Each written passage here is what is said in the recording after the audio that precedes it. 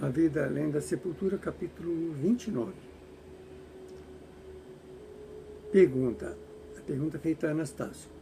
Custamos a crer nessa diferença de percepção após a morte carnal, porque o mundo físico é o que nos parece mais consistente e positivo, o que comprovamos pelos seus ruídos, fenômenos da natureza e mil outras coisas que, em sua agitação, formam a realidade percebida pelos sentidos humanos. Responde Atanagildo. Depois de desencarnados, nós atuamos pelo corpo astral, né? Que nós temos os corpos mais próximos, não vou falar dos outros, mas os três primeiros, os básicos. Esse é o corpo físico. Nós temos um corpo chamado duplo etérico, que ele existe enquanto a gente está encarnado e depois que a gente desencarna, ele ainda fica entre nós e o corpo astral durante algumas horas, às vezes um dia ou dois no máximo. Não dura muito, porque ele tende a se desintegrar. E o grande perigo desse corpo é que ele é um corpo que só existe quando o espírito está encarnado. É uma energia. E o que acontece é que as pessoas despreparadas espiritualmente, quando elas desencarnam, elas ficam sujeitas a essa energia ser absorvida por espíritos maquiavélicos, cientistas do mundo espiritual inferior, que usam essa energia para continuar suas coisas terríveis aqui na Terra, tá? Suas obsessões e milhares de coisas. Então, agora ele está falando do corpo astral, que é quando o espírito, na verdade, é difícil a gente entender isso, porque a gente está num mundo tão rudimentar, a gente está no segundo mundo, de baixo para cima, mais inferior da vida do espírito. Entendeu? Existem vários mundos mais sutis acima. Tá? Seria o corpo astral vive num mundo mais próximo, logo depois que a gente desencarna daqui. Depois tem o corpo, não vou lembrar de todos agora aqui, mas são 7 corpos. Não vou ficar falando besteira aqui. Eu tenho gravações aí falando sobre os 7 corpos, explica mais coisas. Não me aprofundei muito ainda, porque... Mas eu tenho muita coisa gravada aí, principalmente no TikTok e aqui também no YouTube, falando dos 7 corpos. Né?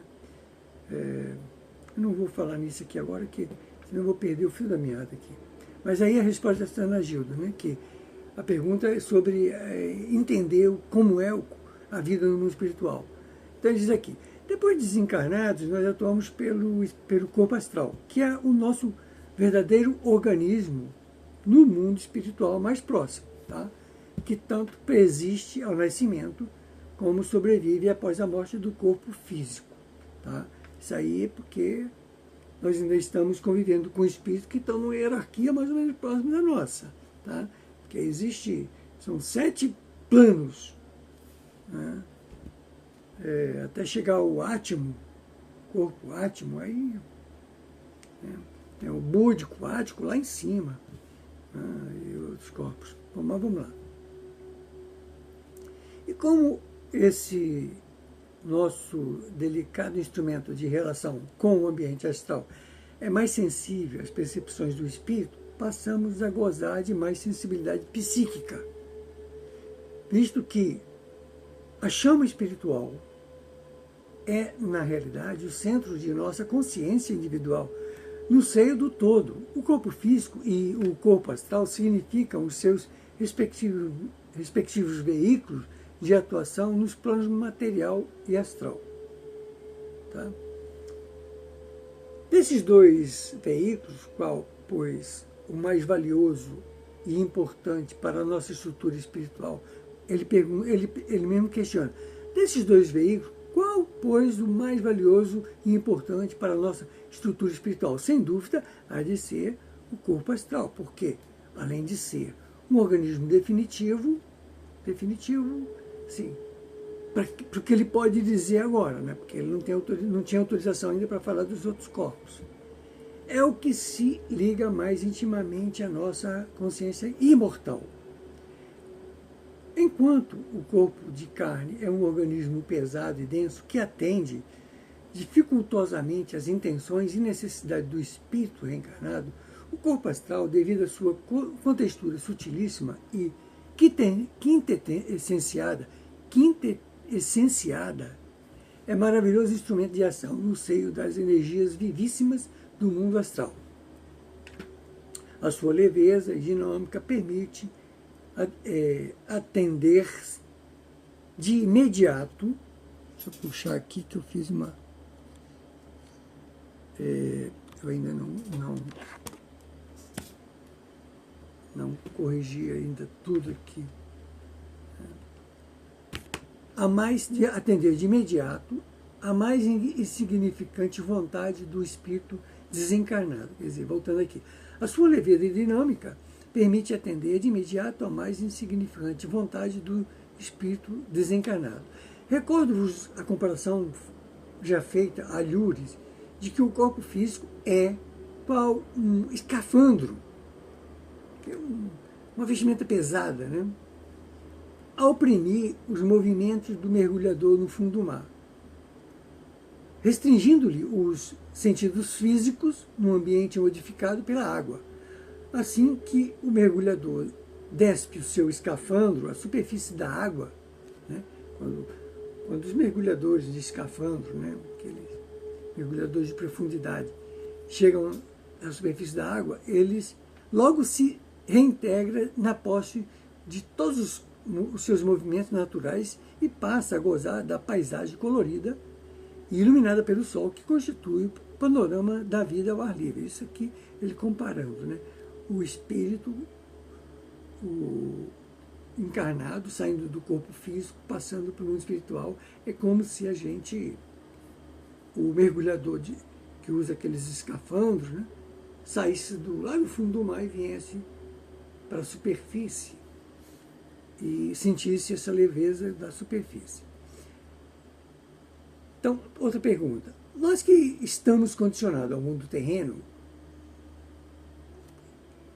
que nos parece ser a realidade sólida e positiva da vida, sentimos grande dificuldade em concepcionar um outro ambiente que, possuindo moradias e as mesmas formas terráqueas, possa, no entanto, ser habitado por espíritos desprovidos de corpo carnal.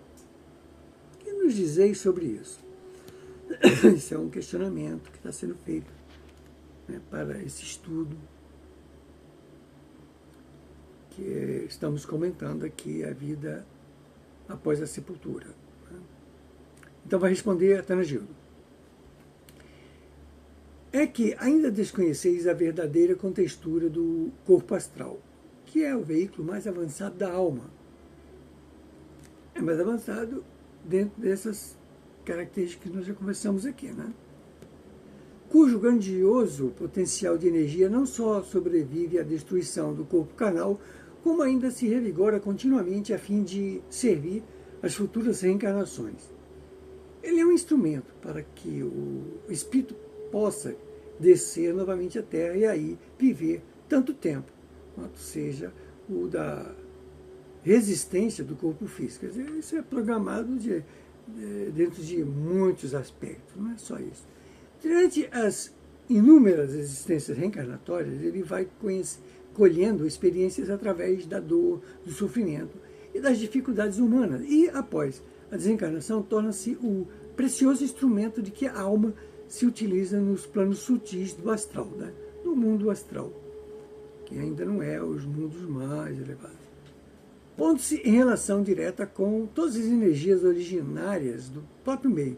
À medida que o corpo astral se torna mais sensível, devido ao sofrimento, que lhe favorece continuar expurgações da escória agregada durante as vidas materiais, também a sua alma consegue maior expansão na vida espiritual e favorecimento para um intercâmbio de realizações felizes.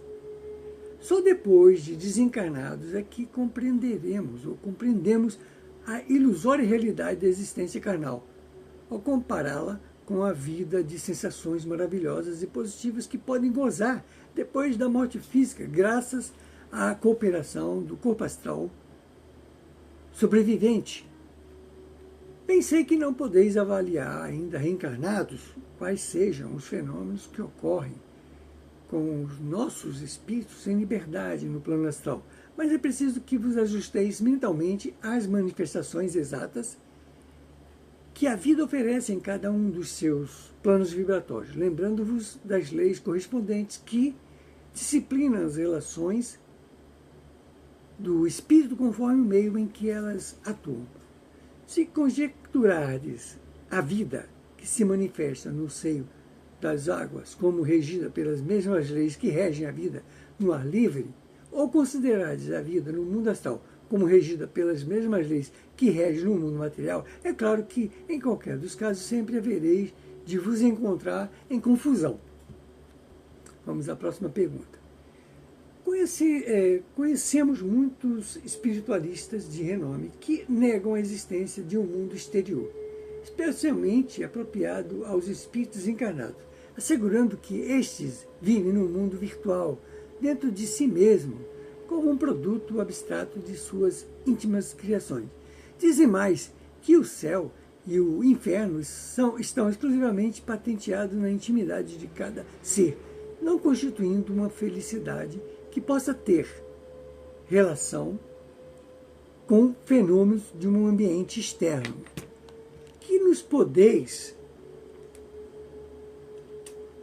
esclarecer a esse respeito? É indubitável que nós mesmos criamos o nosso mundo interior. E isso tanto fazemos no plano astral, como ainda reencarnado no plano físico. Né? Aquele negócio, se a gente só convive mentalmente e fisicamente com gente ruins, a gente vai ficar um animalzinho ruim aqui na Terra. Mas deveis convir em que essa criação, sendo produto de nossa vontade, tanto se revela no mundo exterior como em qualquer ambiente em que possamos conviver. Olha que ele falou em vontade. Vontade é uma das maiores potências do espírito. Sem dúvida, edificamos o céu em nós mesmos quando os nossos sentimentos superiores reagem prazenteiramente, assim como construímos um inferno em consequência das criações bárbaras que alimentamos perigosamente em nosso campo mental. Mas, embora tudo que se processa na intimidade de nosso espírito ocorre num campo vibratório diferente do da matéria, o fenômeno sempre se relaciona com o mundo astral que nos cerca, num processo de relações algo semelhante ao que se registra nos mundos materiais, variando apenas quanto aos recursos para isso que nas relações delicadas se obtém fundamentalmente através de nossas forças mentais. Assim, não usamos martelos, foices, enxadas, britadeiras ou escavadeiras nos ambientes de fluidos sutilíssimos, pois o extraordinário poder da mente opera com efeito e se torna capaz de aglutinar a energia do meio e construir com ela as formas desejadas. Quando alcançamos o nível do nosso atual curso educativo, lidamos com as formas e delas nos servimos para extrair ilações mais avançadas. Enquanto que nas zonas inferiores, onde a substância astral é ainda agressiva, rígida, pútrida e letárgica, inúmeras vezes se anulam os mais heróicos esforços mentais dos seus edificadores. Há regiões astrais inferiores à crosta terrestre, ou terráquea, que, devido à sua vigorosa densidade, obriga-nos a construir poderosos instrumentos, confeccionados sobre a mesma substância repulsiva no meio onde pretendemos agir. Então, os nossos esforços centuplicam-se exaustivamente, ultrapassando as aflições e a fadiga dos rudes operários que, no mundo terreno, operam no interior das minas de chumbo e se sufocam pelos gases supressivos. Se nós vivêssemos uma vida de exclusa abstração mental, sem nos apoiarmos em contornos exteriores que nos servissem de sustentação pessoal, então os nossos queridos entes desencarnados também não passariam de imagens virtuais ou falsas criações para serem apenas mentalizadas por nós no amoroso colóquio íntimo de nossas almas com elas. Bom, vamos ficar por aqui, serve para meditação, vocês podem rever, triver, que foi estudado aqui para melhor mentalizar, ou absorver o conhecimento, sedimentar, né?